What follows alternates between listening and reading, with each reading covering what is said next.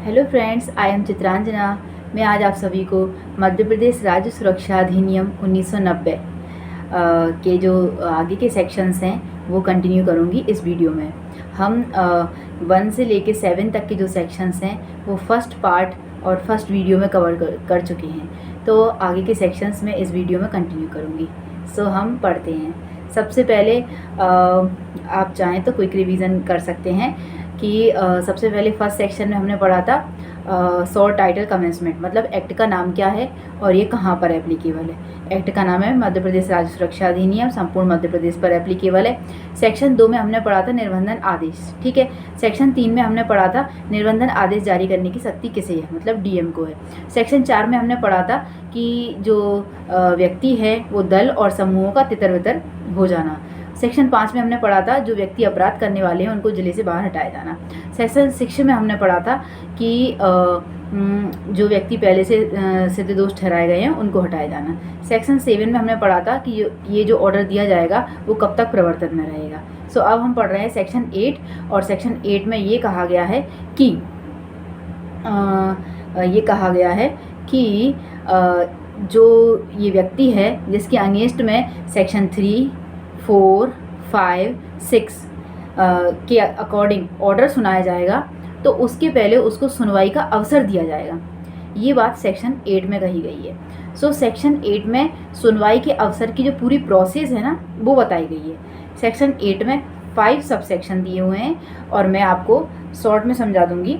मतलब अगर इस सेक्शन से अगर क्वेश्चन बनेगा तो ये बनेगा कि वह जो व्यक्ति है उसको सुनवाई का अवसर किस सेक्शन में दिया गया है। अगर उसके अगेंस्ट में सेक्शन 3, 4, 5, 6 के अकॉर्डिंग आदेश पारित किया जाता है तो सेक्शन 8 में उसको सुनवाई का अवसर दिया गया है। उसके बाद अब उसका प्रोसेस है कि कैसे दिया जाएगा, तो वो मैं आपको शॉर्ट में बता देती हूँ। सबसे पहले जो सेक्शन 8 है उसके सबसेक्शन 1, तो सबसेक्शन 1 में ये बताया गया है कि जो डीएम है उसकी ड्यूटी है कि जो व्यक्ति है उसके अगेंस्ट में जब वो आदेश पारित करेगा सेक्शन 3, 4, 5, 6 के अकॉर्डिंग, तो उसके विरुद्ध जो भी एलिगेशन लगाए जाएंगे उसको लिखित में, उस व्यक्ति को लिखित में इन्फॉर्म किया जाएगा डीएम के द्वारा कि आपके अगेंस्ट में ये एलिगेशन लगाए गए हैं। उसके बाद और उसको अपने इन एलिगेशंस के बारे में, मतलब आरोपों के बारे में स्पष्टीकरण देने का युक्त रीजनेबल टाइम भी दिया जाएगा। तो ये सब 8 के सबसेक्शन 1 में कहा गया है, ठीक है। इसके सबसेक्शन 2 में ये कहा गया है कि वह जो व्यक्ति है अगर उसको अपनी तरफ से साक्षी प्रस्तुत करना है, अगर वो अपनी तरफ से साक्ष्य देना चाहता है और उसको अपनी तरफ से कोई व्यक्ति को प्रस्तुत करना है कि ये मेरी तरफ से आपको बताएगा कि मैंने ऐसा कार्य किया है कि नहीं किया है, विटनेस को प्रस्तुत करना है, तो उसको डीएम को लिखित में आवेदन करना पड़ेगा। और अगर डीएम को ऐसा लगता है कि ये जो आवेदन है वो झूठ नहीं है या मिथ्या या तंग करने के इरादे से या जो प्रोसेस चल रही है उसको विलंब करने के लिए, देरी करने के लिए नहीं दिया गया है, तो उस आवेदन को वो मंजूर कर लेगा और साक्षियों की परीक्षा करवाएगा। उसके बाद 8 के सबसेक्शन 3, ठीक है, सबसेक्शन 3 में ये कहा गया है कि वह जो व्यक्ति है वो अपना रिटन स्टेटमेंट यानी लिखित कथन, लिखित कथन का मतलब ये है कि जब हम सीपीसी पढ़ेंगे तो सीपीसी में 2 पार्टी होती हैं, एक होता है प्लेंटिफ, एक होता है प्लेंटिफ और दूसरा होता है डिफेंडेंट। हाँ, तो वादी और प्रतिवादी। वादी जो होता है वो प्लेंट फाइल करता है और प्रतिवादी जो होता है वो रिटर्न स्टेटमेंट देता है। तो ये व्यक्ति जो है वो प्रतिवादी है। इसमें ऐसा कहा नहीं गया है लेकिन हम इसको मान के चलेंगे क्योंकि इसकी तरफ से रिटर्न स्टेटमेंट फाइल किया जा रहा है, यानी लिखित कथन। मतलब ये जो अपनी बातें लिखकर कोर्ट में प्रस्तुत कर रहा है ना उसको लिखित कथन बोलते हैं। तो वो व्यक्ति अपना लिखित कथन प्रस्तुत करेगा ना तो इसका जो रिकॉर्ड है उसके साथ फाइल किया जाएगा उसको। 8 के सबसेक्शन 3 में सिर्फ इतना ही कहा गया है। फिर उसके बाद 8 के सबसेक्शन 4 में ये कहा गया है कि वो व्यक्ति जो है ना, तो डीएम ये चाहता है, उससे अपेक्षा की जाएगी कि हम चाहते हैं कि आप कोर्ट में टाइम पर हाजिर हों जब आपको बुलाया जाए, ठीक है। तो इसके लिए आपको एक पर्सनल बॉन्ड भरना पड़ेगा। पर्सनल बॉन्ड से मतलब आपको एक सिक्योरिटी बॉन्ड भरना पड़ेगा और साथ में विद और विदाउट सिक्योरिटी, यानी कि आपको अपनी तरफ से एक व्यक्ति भी बताना होगा कि आप नहीं आ रहे हैं तो वो आपको पकड़ के लेके आएगा, ठीक है। तो ये विदाउट श्योरिटी और विद श्योरिटी और विदाउट श्योरिटी दोनों चल सकता है, लेकिन आपको एक सिक्योरिटी बॉन्ड ज़रूर भरना पड़ेगा कि आप नहीं आए तो ये आपकी तरफ से बॉन्ड है, ठीक है। तो ये इसकी प्रोसेस सबसेक्शन 4 में बताई गई है डीएम के द्वारा। डीएम बोलेगा उस व्यक्ति को तो उसको ये बॉन्ड एग्जीक्यूट करना ही पड़ेगा। उसके बाद सबसेक्शन 5 में ये कहा गया है कि अगर वो व्यक्ति टाइम पर हाजिर नहीं होता है कोर्ट में, डीएम के सामने, जिला मजिस्ट्रेट के सामने, और बॉन्ड भी एग्जीक्यूट नहीं करता है, अपना बॉन्ड भी नहीं भरता है, तो उसके खिलाफ जो डीएम है वो एक पक्षीय कार्रवाई भी कर सकता है। एक पक्षीय कार्रवाई का मतलब ये है कि एक पक्ष आएगा और दूसरा पक्ष नहीं आएगा। तो ऐसा होता है ना कभी कभी कि दोनों पक्ष आएंगे तभी सुनवाई होगी, लेकिन इसमें ये भी है कि अगर वो पक्ष नहीं आता है जानबूझ करके, वो व्यक्ति नहीं आता है जानबूझकर, तो फिर उसके खिलाफ ऑर्डर दिया जा सकता है सेक्शन 3, 4, 5, 6 के अकॉर्डिंग, और जो व्यक्ति आएगा उसको एक पक्षीय ऑर्डर सुना दिया जाएगा, उसके फेवर में ऑर्डर चला जाएगा, आदेश चला जाएगा, और इसके अगेंस्ट में आदेश चला जाएगा, क्योंकि इसको बोला गया है टाइम पर आओ बट ये नहीं आ रहा है, तो सबसेक्शन 5 में एक पक्षीय ऑर्डर सुना दिया जाएगा। 5 की जो प्रोसेस है वो तो कंप्लीट हो गई है, लेकिन हमारा सेक्शन 8 जो है वो भी कंप्लीट हो गया है। 8 में सुनवाई का अवसर दिया जा रहा है उस व्यक्ति को जिसके अगेंस्ट में सेक्शन 3, 4, 5, 6 के अकॉर्डिंग आदेश पारित किया जा रहा है। इसकी हेडिंग से ही समझ में आ रहा है कि सुनवाई का अवसर देने की बात इस सेक्शन में कही जा रही है, लेकिन इसकी ये शॉर्ट में प्रोसेस है कि ये सब बातें इसमें की जाएंगी। हमारा सेक्शन 8 कंप्लीट हो गया। फ्रेंड्स, नेक्स्ट सेक्शन हम पढ़ रहे हैं सेक्शन 9। अभी तक हमारा सेक्शन 8 कवर हो गया था, अब हम सेक्शन 9 पढ़ रहे हैं। सेक्शन 9 में अपील का प्रोविज़न दिया गया है, यानी कि जो व्यक्ति है जिसके अगेंस्ट में सेक्शन 3, 4, 5, 6 के अधीन अगर आदेश पारित किया जाएगा ना, तो फिर वो इनके विरुद्ध अपील कर सकता है। अपील जो बताई गई है, मतलब इस सेक्शन से जो क्वेश्चन बनेगा सबसे पहले कि किस सेक्शन में अपील डिफाइन की गई है, तो सेक्शन 9 में की गई है। अपील कितने दिन के अंदर फाइल की जाएगी, तो अपील 30 दिन के भीतर फाइल की जाएगी, और किसके लिए की जाएगी, राज्य सरकार के लिए की जाएगी। उसके बाद राज्य सरकार इसका विनिश्चय कितने टाइम के अंतर्गत करेगी, तो 4 महीने के अंतर्गत करेगी, ठीक है। इतने क्वेश्चन इससे बन सकते हैं, लेकिन अपील का एक प्रोसेस है, ठीक है, जो इस सेक्शन में बताया गया है सेक्शन 9 में, और इसके अंतर्गत 4 सब सेक्शन बताए गए हैं। तो मैं वो शॉर्ट में आपको अपील का प्रोसेस बता देती हूँ, क्योंकि हमें जिस तरीके से क्वेश्चन बनेगा वो तो ठीक है, लेकिन हमें शॉर्ट में एक प्रोसेस भी पता होना चाहिए कि अपील किस तरीके से होगी। मैं आपको बता देती हूँ।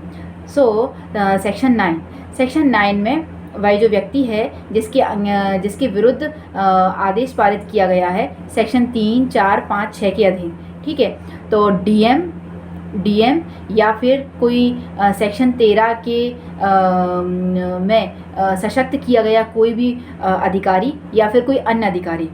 अब इनके आदेश से यदि वो व्यक्ति व्यथित है, ठीक है, तो वो राज्य सरकार को अपील करेगा 30 दिन के भीतर, ठीक है। तो ये तो बताया गया है सेक्शन 9 के सबसेक्शन 1 में, ठीक है। और राज्य सरकार इसका विनिश्चय करेगी जब से अपील फाइल की गई है तब से 4 महीने के भीतर, ठीक है, तो ये हो जाएगा। उसके बाद सबसेक्शन 2 में ये बताया गया है कि वो जो व्यक्ति है अगर वो अपील फाइल करेगा, ठीक है, तो अपील में वो आधार लिखेगा जिनसे वो व्यथित है, तो उसका एक संक्षेप में मेमोरेंडम तैयार करेगा और उस मेमोरेंडम के साथ सर्टिफाइड कॉपी भी संलग्न करेगा अपील की, ठीक है। तो इस तरीके से अपील फाइल होगी।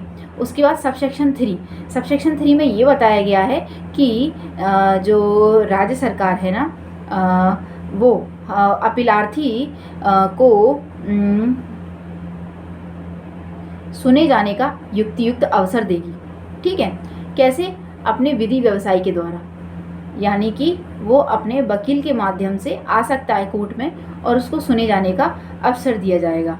उसके बाद यदि कोई जांच है तो जांच की जाएगी, और अगर नहीं है तो कोई बात नहीं है, लेकिन उसके विरुद्ध में अपील राज्य सरकार सुनेगी, उसको उसमें फेरफार कर सकती है, उसकी पुष्टि कर सकती है और उसे विखंडित कर सकती है। ये पावर राज्य सरकार के पास है। और सबसे महत्वपूर्ण बात इसके अंतर्गत ये है कि जब तक अपील का विनिश्चय नहीं हो जाता तब तक वो आदेश जो है ना वो प्रवर्तन में रहेगा, मतलब इन्फोर्स में रहेगा, जब तक अपील का विनिश्चय नहीं हो जाता। ठीक है। उसके बाद सबसेक्शन 4 में ये बताया गया है कि वह जो व्यक्ति है ना, अब जब वो अपील फाइल करेगा तो 30 दिन के भीतर करेगा, तो 30 दिन का जो समय है ना वो कब से काउंट किया जाएगा, कब से उसकी संगणना मानी जाएगी। तो जो सर्टिफाइड कॉपी है ना उसको निकलने में भी टाइम लगता है। ठीक है। मेमोरेंडम की सर्टिफाइड कॉपी या फिर अपील की, तो फिर ना उसका जो उसे निकलने में कोर्ट से जो टाइम लगा है ना उसको एक्सक्लूड कर दिया जाएगा, मतलब उसको हटा दिया जाएगा। उसके हटाने के बाद जो जितना टाइम बचेगा उसको काउंट करके 30 दिन काउंट किए जाएंगे। ऐसा नहीं कि अब वो व्यक्ति है और उसने अपील फाइल की है, अपील फाइल करने के लिए सर्टिफाइड कॉपी भी चाहिए, कोर्ट से निकलवाना है उसको, तो उसमें ही लग गए 15 दिन।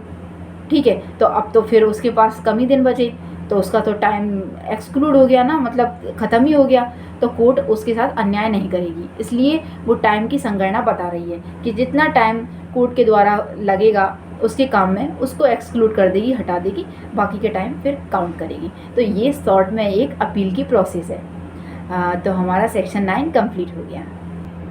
सो फ्रेंड्स, अब हम पढ़ेंगे नेक्स्ट सेक्शन, हमारा है सेक्शन 10। ठीक है। तो सेक्शन 10 में ये कहा गया है कि कतिपय मामलों में आदेश की अंतिमता, यानी कि कुछ ऐसे सर्टेन मैटर हैं, कुछ ऐसे सर्टेन केस हैं जिनके लिए आदेश की अंतिमता होगी, मतलब उसके बाद कोई आदेश नहीं दिया जाएगा, आदेश की फाइनलिटी होगी कि ये फाइनल है। ठीक है।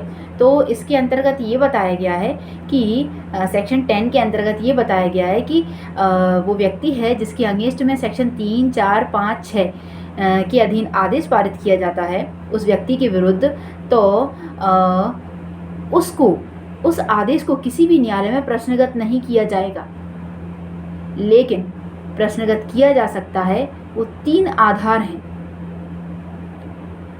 बस अगर वो आधार हैं तो उन आधारों पर प्रश्नगत किया जाएगा, अन्यथा नहीं किया जाएगा। तो वो 3 आधार कौन कौन से हो सकते हैं? अगर वो आधार सही साबित होते हैं तो फिर इस आदेश को न्यायालय में प्रश्नगत किया जाएगा, अन्यथा नहीं किया जाएगा। तो सबसे पहले ये पूछा जाएगा कि जो डीएम है उसने सेक्शन 8 के सबसेक्शन 1 की प्रोसेस को पूरा किया था या नहीं किया था। अगर नहीं किया था तो प्रश्नगत किया जाएगा उसके आदेश को। तो 8 के सबसेक्शन 1 में क्या था कि वो व्यक्ति है जिसके अगेंस्ट में आदेश पारित किया जाता है सेक्शन 3, 4, 5 के अधीन, तो सबसे पहले डीएम का ये कर्तव्य होगा कि उसको लिखित में जानकारी दे कि तुम्हारे विरुद्ध क्या क्या एलिगेशन लगाया गया है। अगर ऐसा नहीं करता है डीएम तो फिर उसकी कार्रवाई को प्रश्नगत किया जाएगा, ये बोला गया है सेक्शन 10 के अंतर्गत। उसके बाद दूसरा आधार ये है कि मजिस्ट्रेट के पास, जिला मजिस्ट्रेट के पास कोई सामग्री नहीं थी कि जिस पर आधारित वो कोई आदेश दे सकता, जिस पर आधार से वो कोई आदेश दे सकता था, इस प्रकार की कोई सामग्री नहीं थी। ठीक है, कि अपने आदेश को उस पर आधारित कर सके। ठीक है, तो ये बात कही गई है, सेकंड आधार बताया गया है। ठीक है उसका। और थर्ड आधार ये है कि जिला मजिस्ट्रेट की ये राय नहीं थी, सेक्शन 5 के अकॉर्डिंग वो व्यक्ति जिसके विरुद्ध में ये आदेश किए गए हैं, अब उसके विरुद्ध अगर कोई साक्ष्य देना चाहता है तो वो खुले में आने के लिए रजामंद नहीं था, और आप अगर उसको लेकर आए हैं तो फिर आपकी कार्रवाई को प्रश्नगत किया जाएगा। तो मात्र ये 3 आधार हैं। अगर ये 3 आधार सही साबित होते हैं तो डीएम की कार्रवाई को प्रश्नगत, उसके आदेश को प्रश्नगत किया जाएगा, अन्यथा किसी भी न्यायालय में उसके आदेश को प्रश्नगत नहीं किया जाएगा। सबसे पहला आधार है कि शॉर्ट में हम समझ लेते हैं जल्दी से। सबसे पहला आधार है कि सेक्शन 8 की प्रोसेस कंप्लीट की है कि नहीं की है। दूसरा आधार है कोई सामग्री आपके पास थी कि नहीं थी कि जिस पर आधारित करके आप अपने आदेश को सुना सकें। तीसरा आधार है कि सेक्शन 5 में अगर वो साक्षी आने के लिए रजामंद नहीं था तो आपने क्या उसको खुले में साक्ष्य देने के लिए मजबूर किया या बुलाया। बस ये 3 आधार हैं, बाकी के कोई नहीं है। सो हमारा सेक्शन 10 कंप्लीट होता है। सो फ्रेंड्स, अब हम सेक्शन पढ़ रहे हैं सेक्शन 11। सेक्शन 11 में ये बताया गया है कि वह व्यक्ति जिसको उस ज़िले के बाहर जाने का आदेश दे दिया गया है, वहाँ से हटने का आदेश दे दिया गया है, अगर वो नहीं हटता है और चलो अगर हट भी जाता है तो उसमें पुनः प्रवेश कर लेता है बिना आज्ञा के, तो उस पर क्या प्रोसेस की जाएगी, क्या कार्रवाई की जाएगी, ये सब बताया गया है सेक्शन 11 में। ठीक है। अब अगर किसी व्यक्ति को ये निर्देश दे दिया जाता है सेक्शन 4, 5, 6 के अकॉर्डिंग कि आप उस ज़िले से या उस क्षेत्र से या उसके किसी भाग से या समीप के स्थान से बाहर हट जाएं, यहाँ से चले जाएं, और अगर वो नहीं हटता है, ठीक है, अगर वो निर्देश का पालन नहीं करता है, ठीक है, और अगर वो हट भी गया है तो सेक्शन 12 के अकॉर्डिंग उसने लिखित में आज्ञा प्राप्त नहीं करी है आने की, और बिना आज्ञा के ही वो प्रवेश कर लेता है और आ जाता है, तो उस पर क्या कार्रवाई की जाएगी? तो उसको डीएम गिरफ्तार करवा सकेगा और उसको पुलिस कस्टडी में सौंप सकेगा, और उसको पुनः वहाँ से जैसा कि ऑर्डर में स्पेसिफिक किया गया है हटवा सकेगा उस स्थान से। तो ये कार्रवाई उसके ऊपर की जाएगी अगर वो डीएम के आदेश को नहीं मानता है तो हमारा सेक्शन 11 कंप्लीट हो गया। So thank you so much guys for watching me and listening.